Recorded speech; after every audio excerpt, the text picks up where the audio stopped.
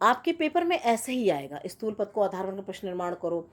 सा कृक श्रेण भारम उद्वहति, ये तृतीय एकवचन है तो इसके लिए क्या होगा, केन। वो कठिनाई से यानी कठिनाई के द्वारा भार को ढोता है, तो इसके लिए क्या हो जाएगा, केन। आप क्या लगाओगे, केन, कृक्षण। और सुराधिपः ताम अपृक्षत, यानी इंद्र उससे पूछा तो धिपः लगा यानी एक वचन है, कहा। ठीक है, ये कहा ताम अपृक्षत, आप विसर्ग लगाएं। अयम अनेभ्यो, इसके लिए केभ्यो होगा।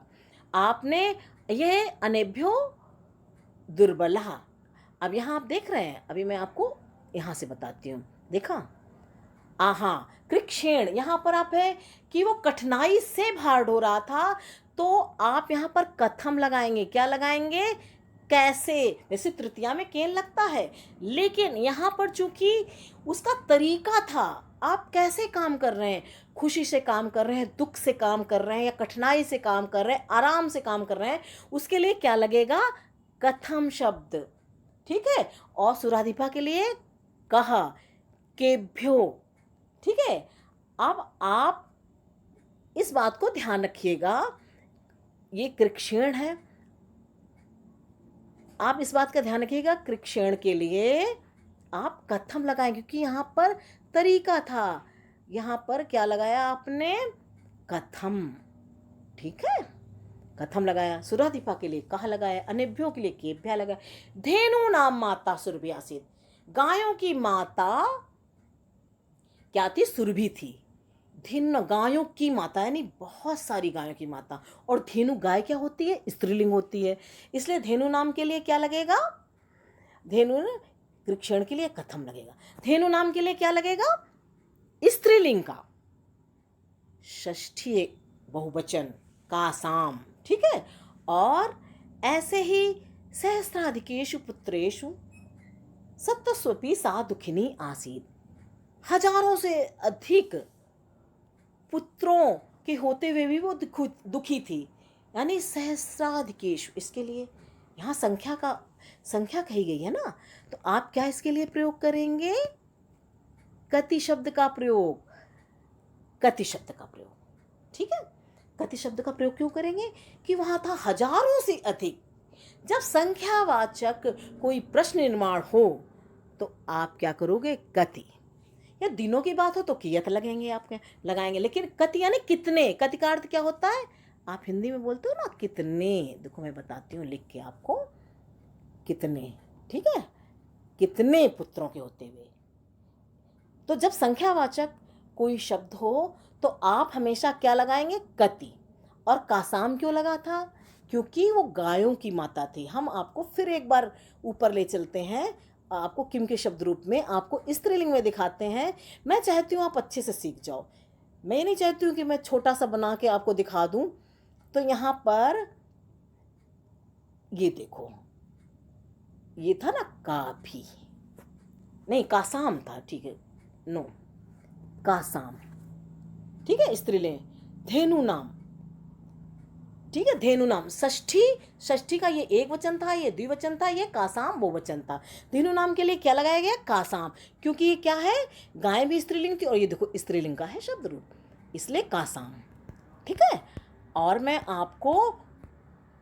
मैं चाहती हूँ आपको अच्छे से आ जाए, इसलिए मैं आपको ज़्यादा से ज़्यादा समझाने की कोशिश कर रही हूँ कि आप अच्छे से समझ। देखा, कथम, जब कभी भी तरीका हो, आप कैसे आप हंस कर के ये काम कर रहे हैं, मैंने बताया ना, आप दुखी होकर कर रहे हैं, कैसे कर रहे हैं, तो कथम लगाना। और जब संख्यावाचक शब्द हो तो कति लगाना। अब हम आपको यहाँ पर बता रहे हैं, महानगर मध्य, महानगर के बीच में लोहे का चक्र अनिशम यानी रात दिन चलता है, तो क्या होगा, महानगर के बीच में, यहाँ पर कैसा होगा, सप्तमी एक वचन लगेगा। महानगर के बीच में यानी किसमें, कस्मिन। आप यहाँ देखिए, कस्मिन और कुत्र दोनों लगते हैं। यहाँ पर आप जगह के लिए कुत्र का भी प्रयोग कर सकते हैं और सप्तमी एक वचन के लिए आप कस्मिन भी लगा सकते हैं। आपने अक्सर देखा होगा पढ़ते समय कस्मिन ऑब्लिक कुत्र लिखा रहता है, यानी आप कुत्र का भी प्रयोग कर सकते हैं और महानगर के बीच के लिए कस्मिन लिख देंगे तो भी आपको पूरे नंबर मिलेंगे।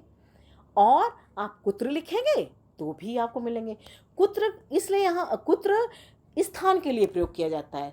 आपको किसी जगह का नाम, शहर का नाम, देश का नाम, आपका कोई भी नाम इस जगह अंडरलाइन करके दिया गया होगा तो आप क्या लिखोगे? कुत्र। ठीक है, कस्मिन या कुत्र लगेगा, क्योंकि ये सप्तमी एक वचन है तो आप कस्मिन भी लगा सकते हैं, लेकिन आप कुत्र भी लगा सकते हैं यदि आपको ये सरल लगेगा कि आप जो है कुत्र लगा दें, और कस्मिन भी लगा सकते हैं। फिर है व्याघ्र मनुष्याद अपि विभेद, बाघ मनुष्य से भी लड़ता है। यहाँ पर क्या है?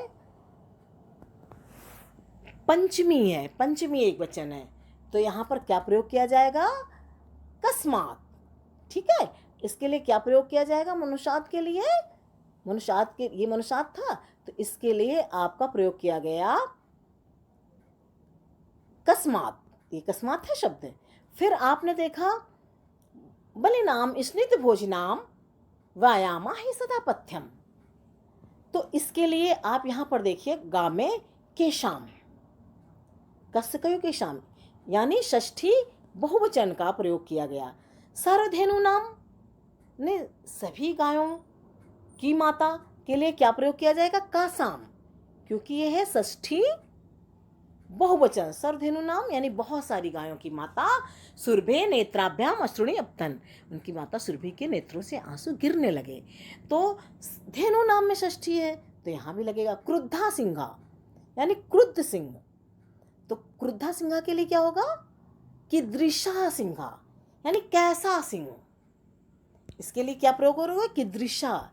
जब किसी हाव भाव की बात हो तो आप क्या है लिखोगे? कीदृशा यानी कैसा। कीदृशा का अर्थ क्या है? कीदृशा का अर्थ क्या है? कैसा। ठीक है, इसी तरह से आप कीदृशा के लिए या किस तरह का सिंह था? क्रोधित था, क्रुद्धा था। देखो क्रुद्धा था तो आपने कीदृशा का प्रयोग किया। स्थान का नाम था तो आपने कुत्र का प्रयोग किया, आप कस्मिन का भी प्रयोग कर सकते हैं। मनुष्याद था तो आपने पंचमी का प्रयोग, कस्मात का प्रयोग किया। ठीक है, भोजी नाम धेनु नाम में था, क्या कहते हैं, भोजी नाम में आपने चूंकि पुरलिंग के लिए प्रयोग किया था इसके शाम लगा, लेकिन सर्वधेनु नाम में स्त्रीलिंग था इसलिए कासाम का प्रयोग हुआ। तो आप जो है सबसे पहले किम के शब्द रूप समझ लीजिए, उसके बाद आप अच्छे से प्रश्न निर्माण कर सकते हैं। कैसे? बड़ी कठिनाई से बाहर ढो रहा था, इसके लिए क्या प्रयोग किया गया? कथम का प्रयोग किया गया। कैसे ढो रहा था? आप कथम याद कर लिए। कथम का अर्थ कैसे। कीदृशा का भी मैंने प्रयोग दिखाया आपको। हाँ, सहस्राधिकेश के लिए मैंने कति बताया। जब संख्यावाचक शब्द हो तो आप कति याद कर लीजिए। ठीक है, और यहाँ देखो कृक्षेण के लिए आपने क्या प्रयोग किया था? यहाँ पर कथम कैसे प्रयोग किया था। ठीक है, इस तरह से आप इनको अच्छे से समझिए। जो जो मैंने बताया है उसको ध्यान से सुनिए, आपके सारे प्रश्न निर्माण आप बड़े अच्छे से कर लेंगे, कुछ भी आपको कठिनाई नहीं होगा। कीदृशा का अर्थ होता है कैसा। ठीक है, और दूसरा बात है कि यदि आपको सबसे मुख्य बात है, आप पहले तो जैसे मैंने बताया वैसे याद करिए। यदि पेपर के समय, परीक्षा के समय आप भूल जाते हैं तो आप ये करिएगा कि यत्नेन लिखा है तो हमेशा आप केन लिखिएगा। बालकेन है, मोहनेन है, यत्नेन यानी नेन ऐसे करके आ रहा तो समझो आप केन लगाना। ठीक है, वचनय है तो कह लगेगा, यानी किसी भी बात के लिए ये थोड़े से फलानी है तो आप कानी ही लगाओगे, कानी। सज्जना नाम है तो केशाम ही लगाओगे। ठीक है, ऐसे कुछ आप याद कर लोगे थोड़े से। ऐसे जैसे कया शब्द है, तपश्चर्या, यहाँ पर कया लगाया आपने। ठीक है ना, तपश्चर्या में आपने हाँ, कुटुंबी में आपने का भी लगाया। ठीक है, कस्मात किसमें प्रयोग होता है? जैसे आपने वृक्षात लगा हुआ है या कहीं भी ता शब्द आ रहा तो आप समझ लीजिएगा कि आप कस्मात ही लगाएंगे। ठीक है, कृक्षण भारम वहत यानी कैसे ढोता था तो कथम लगा। ठीक है, आप इस तरह से अच्छे से इन्हें खूब अच्छे से समझ लेना।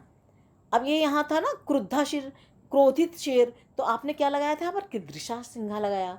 तो आप कुछ शब्द तो याद कर, जगह के लिए कुत्र का प्रयोग, कैसा शेर था, कीदृशा लगाया। संख्यावाचक शब्द के लिए कति लगाएंगे। जब कठिनाई से कोई भार ढो रहा है, कैसे कैसे भार ढो रहा है, तो आप कथम लगाएंगे। ठीक है, कैसे मतलब कोई काम करने की प्रक्रिया होती है, तरीका होता है, तो आप कथम लगाएंगे।